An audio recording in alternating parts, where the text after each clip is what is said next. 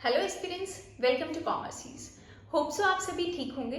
तो आज के वीडियो में मैं आपके साथ डिस्कस करने वाली हूँ कि रिक्रूटमेंट रूल्स में जो चेंजेस आए हैं, अभी जो हमारे केडीएस और एनवीएस के न्यू रिक्रूटमेंट रूल्स रिलीज हुए हैं उनके बारे में डिस्कस करूँगी। उससे पहले मैं आपके साथ थोड़ी बात करना चाहती हूँ नोटिफिकेशन के रिगार्डिंग, क्योंकि मोस्ट ऑफ द स्टूडेंट्स के कमेंट्स आते हैं कि मैम नोटिफिकेशन कब आ जाएगा, प्लीज बता दीजिए, नेक्स्ट मंथ आ जाएगा, उससे नेक्स्ट मंथ आ जाएगा। देखिए, मैं आपको एक बहुत अच्छे से क्लियर चीज बता देती हूँ कि ये जो नोटिफिकेशन रिलीज होते हैं ये बहुत सीक्रेट चीजें हैं।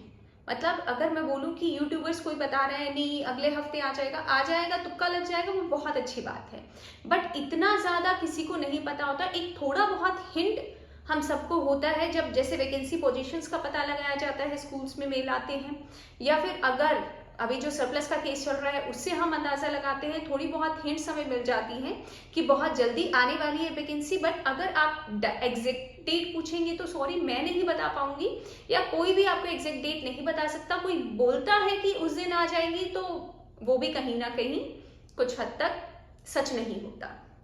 तो अब मैं आपसे बात करती हूँ कि जो न्यू रिक्रूटमेंट रूल्स आए हैं, क्या वो एक्सपीरियंस के लिए, अपकमिंग एक्सपीरियंस के लिए पॉजिटिव न्यूज है या नेगेटिव न्यूज है। तो अगर देखा जाए तो आपके लिए कहीं ना कहीं पॉजिटिव ही चीजें आई हैं। पॉजिटिव चीजें क्या क्या रही है वो देखिए। सबसे मेजर चीज, पहले एलडीसी या प्रमोशन के थ्रू ज्यादा कैंडिडेट्स को, मतलब ज्यादा नहीं, खैर डायरेक्ट की तो तब भी प्रोपोर्शन ज्यादा होती थी, बट इन कंपैरिजन अगर आज की बात करूं तो बोला गया है 33% हमारी प्रोपोर्शन एलडीसी से होगी और 66% हमारी न्यू रिक्रूटमेंट से होगी। तो इसका मतलब है कि जो न्यू रिक्रूटमेंट में कैंडिडेट्स हैं वहां से फ्रेश टैलेंट को ज्यादा लिया जाएगा। तो होप सो आपकी जो वैकेंसीज हैं वो in comparison to previous year वो ज्यादा रहेंगी। नेक्स्ट अगर हम बात करते हैं बीएड के बारे में, तो जो बीएड है उसको एक बहुत इंपॉर्टेंट रोल दे दिया गया है। सारे सब्जेक्ट्स में जो बीएड थी वो कंपल्सरी थी, बट सिर्फ एक कंप्यूटर साइंस ऐसा था जिसमें प्रमोशन के लिए बीएड की रिक्वायरमेंट थी, बट पीजीटी के लिए बीएड की रिक्वायरमेंट नहीं थी। बट अब ये जो रूल है वो हटा दिया गया है। जो कंप्यूटर साइंस के एस्पिरेंट्स है they must have BEd to be eligible as a PGT computer science. साथ के साथ जो नॉन टीचिंग पोस्ट होती थी उनके लिए भी बीएड की कोई रिक्वायरमेंट नहीं थी, बट इस न्यू रिक्रूटमेंट रूल्स के अकॉर्डिंग जो हमारी नॉन टीचिंग पोस्ट होंगी उनके लिए भी बीएड की रिक्वायरमेंट रहेगी। जो पीजीटी पोस्ट ग्रेजुएशन में या मास्टर्स में कुछ बच्चों के पास, मतलब कोई स्पेसिफिक सब्जेक्ट, जैसे अगर हम एग्जांपल के थ्रू देखते हैं कि कई जो बच्चे होते थे उन्होंने ग्रेजुएशन में कोई स्पेसिफिक सब्जेक्ट नहीं लिया, मान लो हिस्ट्री नहीं लिया है, बट मास्टर्स उसने हिस्ट्री से किया था, तो वो पीजीटी पोस्ट के लिए एलिजिबल होता था। बट अब ऐसा केस नहीं होगा। आपके पास ग्रेजुएशन में भी सेम सब्जेक्ट्स होने चाहिए, 3 साल आपके पास हिस्ट्री होनी चाहिए, और मास्टर्स में भी आपके पास 2 साल हिस्ट्री होना चाहिए, तभी आप पीजीटी हिस्ट्री के लिए एलिजिबल रहेंगे। और ये जो केस है वो सारे सब्जेक्ट्स के लिए अप्लाई कर दिया गया है। पहले ये जो रूल था कुछ स्पेसिफिक सब्जेक्ट्स के लिए था। सेम केस हमारा इंग्लिश में है। इंग्लिश हमारा कोर और मेन सब्जेक्ट होना चाहिए 3 साल, और फिर हमारी एमए इन इंग्लिश होनी चाहिए, तभी हम पीजीटी इंग्लिश के लिए एलिजिबल रहेंगे। अब बहुत सारे कैंडिडेट्स हैं जिनके साथ ये प्रॉब्लम है।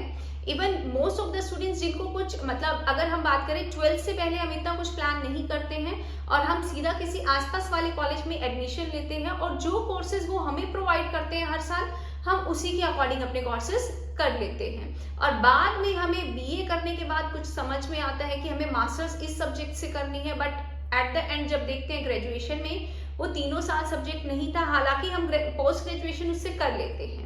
बट अब ये प्रॉब्लम यहाँ पे क्रिएट होती है। इसका अगर मैं आपको एक सॉल्यूशन बताऊंगी तो वो सॉल्यूशन है कि आप एक एडिशनल सब्जेक्ट का पेपर दे सकते हैं, तो वो आप यूनिवर्सिटी से अपने से बात करिए। अभी तो खैर नहीं हो पाएगा, क्योंकि 1 साल का पूरा ड्यूरेशन तो उसमें लगता ही है, बट अगर आप अभी के लिए एलिजिबल नहीं है तो सो डोंट लूज होप। अगर आपकी एज बची हुई है, या ऐसे एस्पिरेंट्स जो अभी ग्रेजुएशन कर रहे हैं और उनको इस प्रोफेशन में जाना है, तो please keep this in mind. अपने आगे के जिस जॉब के लिए आपको करना है उसके एलिजिबिलिटी क्राइटेरिया को ध्यान में रखते हुए अपनी क्वालिफिकेशन लीजिए। अब मैं बात करती हूँ स्पेशल एजुकेटर के बारे में। स्पेशल एजुकेटर की हमारी जो वैकेंसीज हैं उन पे बहुत सारे बातें चल रही थी कि स्पेशल एजुकेटर की पीआरटी निकलेगा, टीजीटी निकलेगा, कितनी वैकेंसीज निकलेगा। तो केवीएस में अगर मैं बात करूं तो टीजीटी एंड पीआरटी दोनों पोस्ट के लिए हमारी जो स्पेशल एजुकेटर की वैकेंसीज निकलने वाली हैं। पहले हमारे जो सब्जेक्ट्स कॉम्बिनेशन थे लास्ट ईयर वैकेंसी की अगर मैं बात करूं तो वहां पर सब्जेक्ट कॉम्बिनेशन में इतनी क्लैरिटी नहीं दी हुई थी, बट अब जो सब्जेक्ट कॉम्बिनेशंस हैं उनमें क्लैरिटी दी गई है बहुत अच्छे से। तो अपना eligibility criteria please recruitment rules के अकॉर्डिंग पढ़ें, क्योंकि अगर आपने रिटर्न भी क्वालिफाई कर दिया है और अगर आप एलिजिबल नहीं है इंटरव्यू के लिए तो सॉरी, आपको इंटरव्यू में बैठने नहीं दिया जाएगा। तो ये जो थे ये हमारे मेजर रूल थे रिक्रूटमेंट के जो अभी आने वाला है। एक और चीज सुनने में आ रहा है कि जो केवीएस और एनवीएस हैं और हमारी 2 स्कूल्स और सेंट्रल स्कूल्स की सेम एक रिक्रूटमेंट दी जाएगी। तो ये सब अगर आपने देखा भी होगा, वो लेटर दिखाया जा रहा है तो वो लेटर बहुत जगह वायरल हो रहा है और वो भी 4 मार्च को जो था वो 4 मार्च का लेटर है जहां पे प्रपोज किया गया था ये सब चीजें, और आगे केवीएस एनवीएस और इन सब स्कूल से एक क्लियर पिक्चर मांगा गया था कि क्या क्या इनके अलग अलग रिक्रूटमेंट रूल्स रहते हैं, क्या क्या इनके रूल्स एंड रेगुलेशंस हैं, कितनी चेंजेस हैं इसमें। क्योंकि अगर एक ही पैटर्न से एक ही रिक्रूटमेंट ड्राइव के थ्रू कैंडिडेट्स हायर करने हैं, एम्प्लॉयज हायर कर रहे हैं, तो उनमें हर एक चीज की सिमिलैरिटी होनी चाहिए। बट आपको इन सब चीजों से फर्क नहीं पड़ना चाहिए। Don't make it a big deal कि अब क्या होगा, ये तो और कंपटीशन बढ़ा दिया, हम तो 2 जगह अप्लाई करने वाले थे, ये एक ही जगह कर दिया। देखिए पोस्ट पे तो कुछ फर्क पड़ने वाला है नहीं, जितनी वैकेंसी तब निकलनी थी इतनी वैकेंसी अब निकलनी है। तो आप इन सब चीजों को ज्यादा दिमाग में मत बैठाइए, ज्यादा हाइपर नहीं होने की जरूरत है। बहुत जल्दी वैकेंसीज आ जाएंगी, start preparing for your vacancies.